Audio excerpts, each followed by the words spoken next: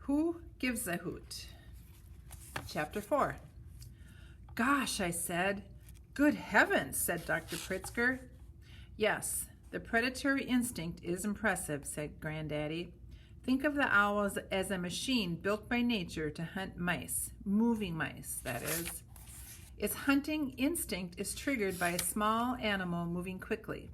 This instinct exists in larger animals as well, and that is why one should never run from a bear or vicious dog. It will pursue you. We could see the bulge of the mouse moving down the esophagus to the stomach. Not a pretty sight. I was really glad Travis wasn't there. He'd have kneeled over on the spot.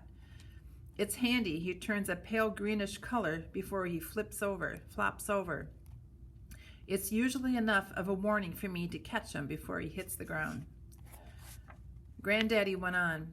The owl digests the mouse flesh, but it cannot digest the fur or tail or skeleton. It will bring the skeleton back up in a few hours encased in a pellet. Bring them back up, as in, I said. Regurgitate it, yes. Oh, the pellets make for interesting study, containing, as they do, the mouse's skeleton. Ah, I'm sure you'll have a fascinating time dissecting it. Oh, yes, I'm sure I will. Our new friend looks like it will be with us for a while, so we better think about a cage and a jess. What's a jess? I said.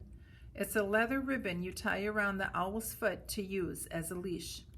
People who hunt with falcons and hawks use them to control the birds, and you'll need a stout leather glove and a cage to keep it in, of course, until it heals from whatever is ailing it.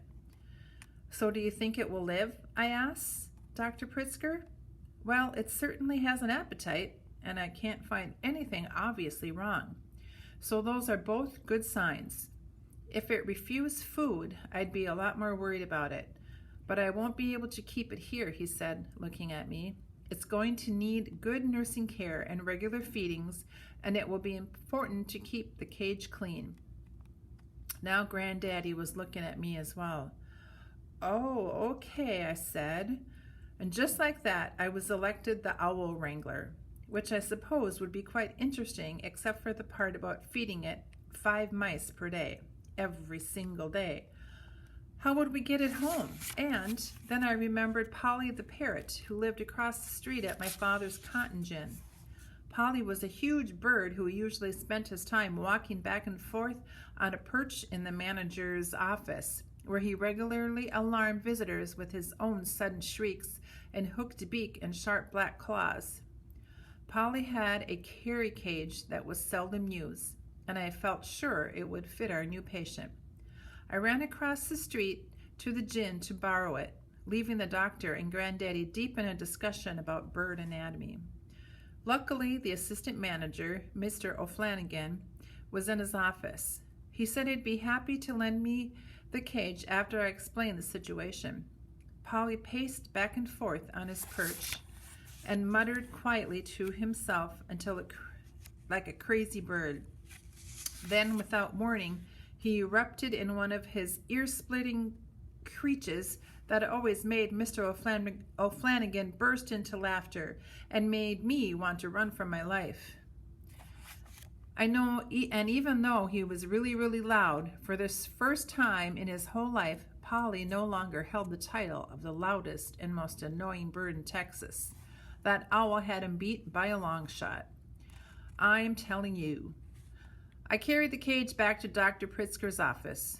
The doctor was busy wrapping a leather strap around the owl's lower leg when Granddaddy held the bird and kept the towel in place. Dr. Pritzker's clawed hands looked a lot like the owl's foot. There we go, he said, standing back and inspecting his handiwork. That'll do for now. And look, Calpurnia, I have found a leather gauntlet.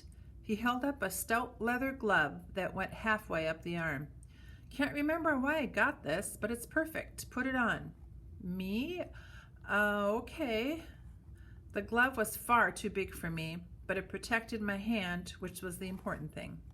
Granddaddy said, Now, take the Jess between your fingers and don't let go. Let the bird perch on your hand. Let your arms straight to keep it away from your face. Uh-oh. I took hold of the Jess, and he slipped the cloth off the bird's head. The owl screeched and tried to launch itself into the air, flapping its wings like mad, but going nowhere. The wind from its wings buffeting my face. Then, a few seconds later, it quit flapping and perched quietly on my wrist. Pretty as you please. It looked like it had been sitting there its whole life. Well now, said Dr. Pritzker, that makes quite a picture. Indeed, said Granddaddy. It's a shame we don't have a photographer here in town to capture the two of you, girl with owl. While they admired us, I was busy worrying about the thickness of the leather versus the strength of those claws. But nothing happened, and we managed to slip the owl into Polly's cage, where it sat quietly, swiveling its head in all directions. It actually looked quite at home. Maybe it just needed a mouse inside it to calm down. There now, said Granddaddy. Shall we row it home, or would you rather walk? It wasn't all that far to walk, but the cage was awkward. Dr. Pritzker volunteered to drive me home in his wagon. Granddaddy went back to the Beagle, and I helped Mr. Pritzker harness his buckskin mare, Penny. We flip-clopped home at a gentle pace so as not to disturb our passenger.